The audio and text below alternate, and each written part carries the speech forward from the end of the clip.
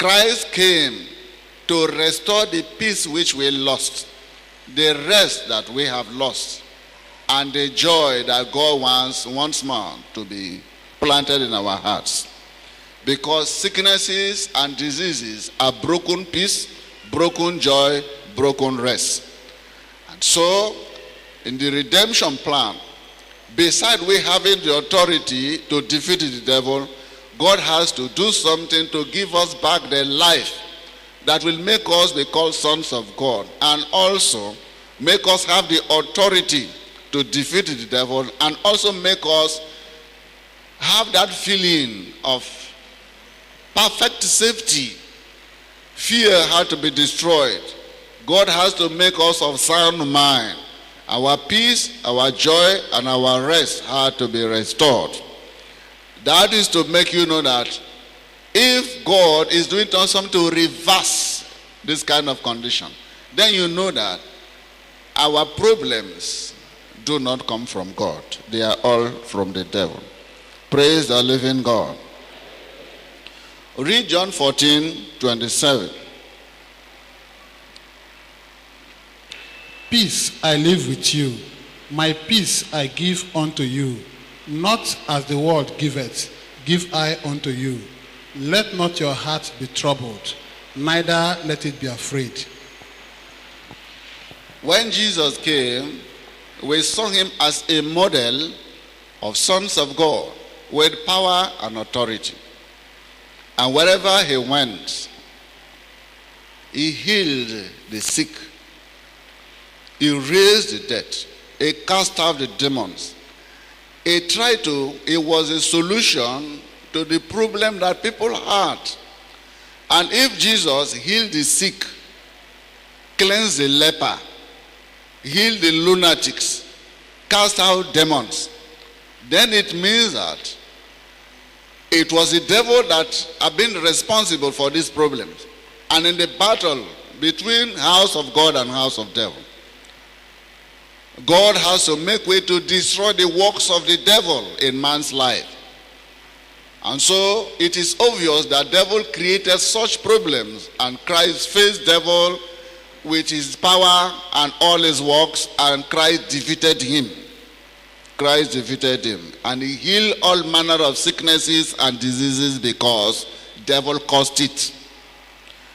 We are going to see some examples in the scriptures. I'm going to read Mark 5 from verse 1.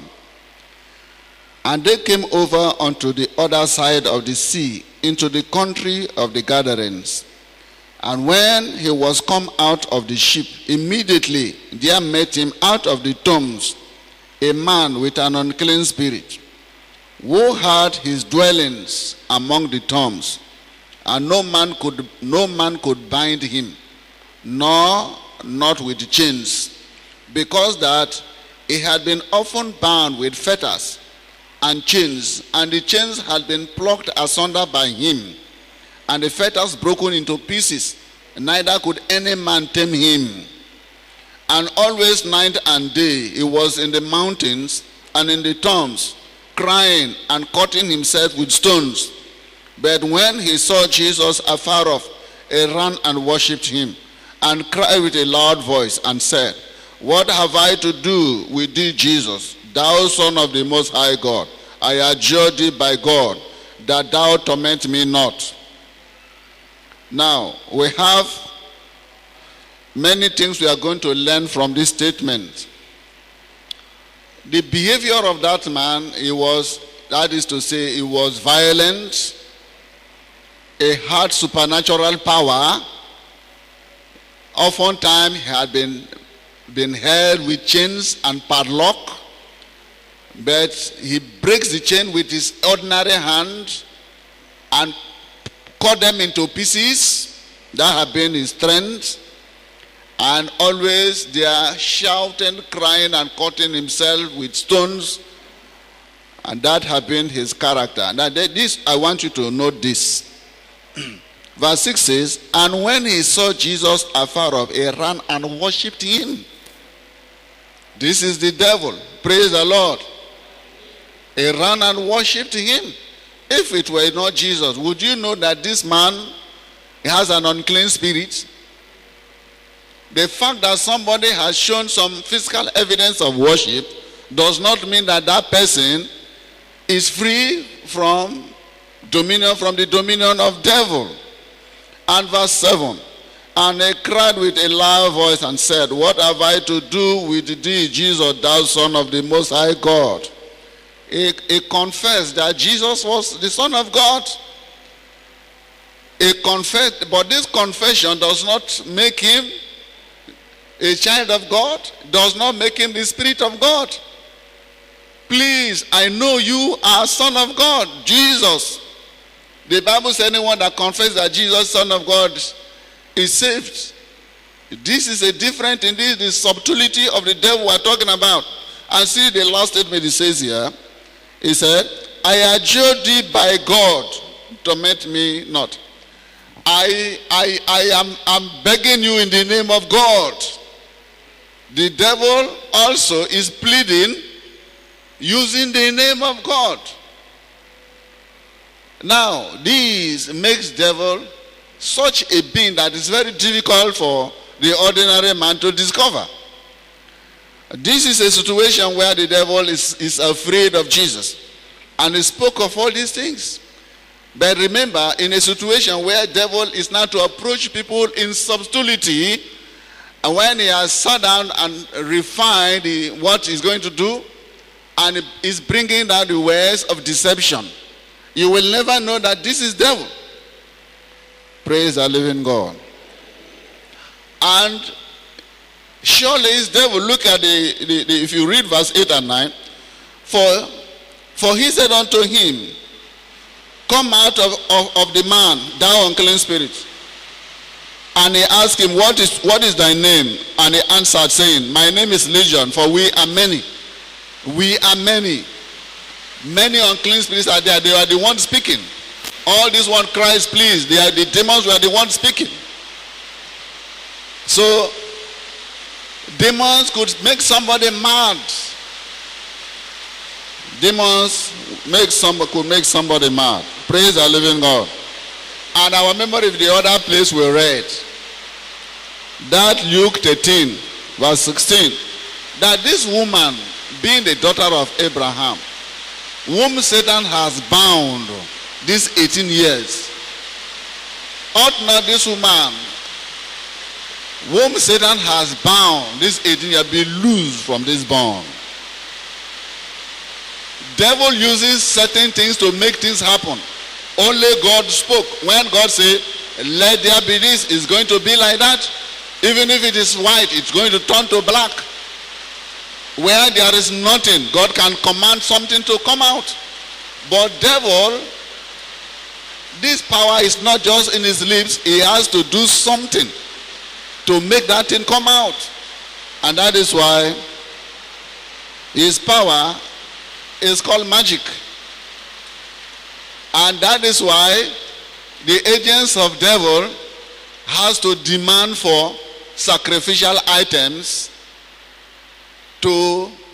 so that they could demonstrate what the desire devil should do. They have to demand for items, not only demanding for these sacrificial items, they are going to, in some cases, they are going to demonstrate to show the way they want the demons to act with these items. And so devil uses his own devices, which are spiritual, to make things happen. And he still uses these devices to make us sick. You can be imprisoned. From our lesson today, you can be imprisoned in a glass pillar or in a glass grate. You can be cut into pieces. Everything devil is doing to your spirit is not just because of your spirit, but he wants to see what effect it has on the body. Because the spirit works in a different way, the body works in a different way, but whatever happens to your spirit is going to reflect, the effect is going to reflect in the body. And so all the atrocities that devil is doing to us spiritually can now result to sicknesses and diseases.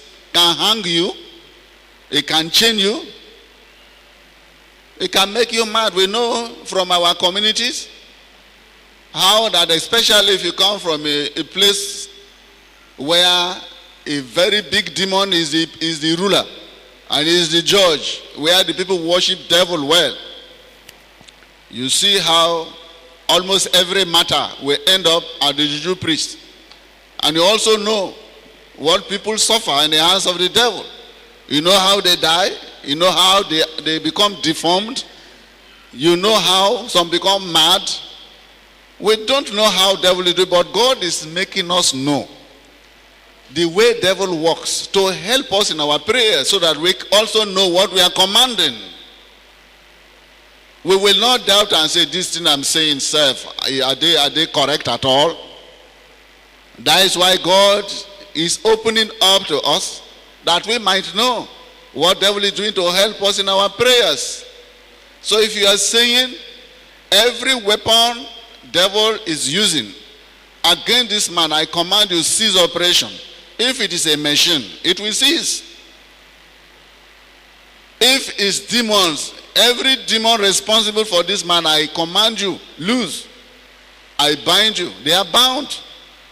You ask, the words coming out of your mouth come out of knowledge, come out of wisdom and understanding. And the things you say are correct and they are happening the way you say it because you are praying according to knowledge. Praise the living God. And so, devil has the power. See what happens to Job. The other day, we talk about Job. In fact, in our teacher's class, because in one of those lessons they say, without man, God will not touch, nor bless. And without man, Satan too cannot kill. And they ask the question, say, when God and devil enter into a contest, when they entered the contest, and devil afflicted Job, was man playing any role? You don't know what devil can do. After all, you say, well, who brought the Sabians? There were two sets of people, they attacked Job at the same hour, the same day. Job was a wealthy man. Some of his servants have gone to somewhere with his herds and animals grazing. Another one has gone to another section. But immediately God permit or allowed the devil to touch Job. The report that came as Job was sitting down, he had a report of all that had happened to him at the same time. One person came to Job and said, we were grazing there and the Chaldeans have come, they have killed all your servants, they have killed all your cattle in your herds.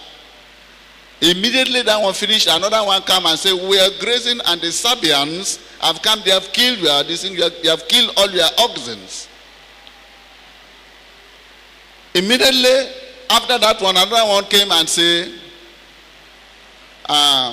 praise God, we are grazing in another place, but fire came from heaven and burned all your servants and all your earth. No one, only me escaped.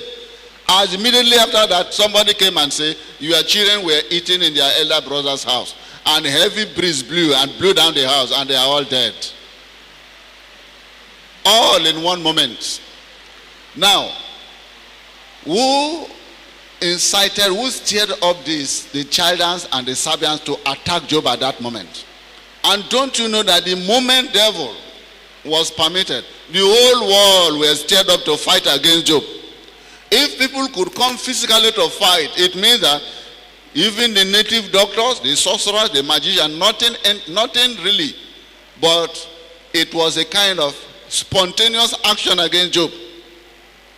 Everybody's mind changed against Job. Even Job's friend, that would have been source of consolation to Job, when they came, instead of them consoling Job, they came to make matter worse, accusing Job. Job, you are a sinner, you are a bad man, and that's why you are suffering of your evil. Confess now. See now, they had more problem. Instead of them to console him, they didn't know that devil was manipulating them too. If Job's friend, these were people who worshipped God. were manipulated by the devil and they didn't know what they were talking about. They were accusing Job. Don't you know that others which we do not see, which the Bible had no record, were all also stirred up and they were all against Job, whether they were there or not. And so whatever somebody could do, anything, anywhere, this Job said, this is the time we are going to destroy. In fact, let's finish him. This one is doing that, this one. Before you know, this happening, this happening, this happening.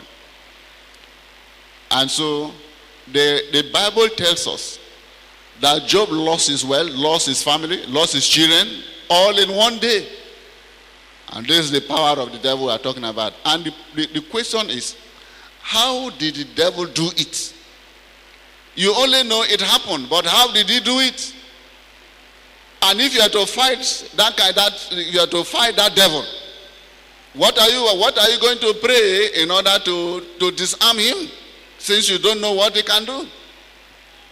The one that can raise fire, the one that can stir up war, the one that can generate violent breeze.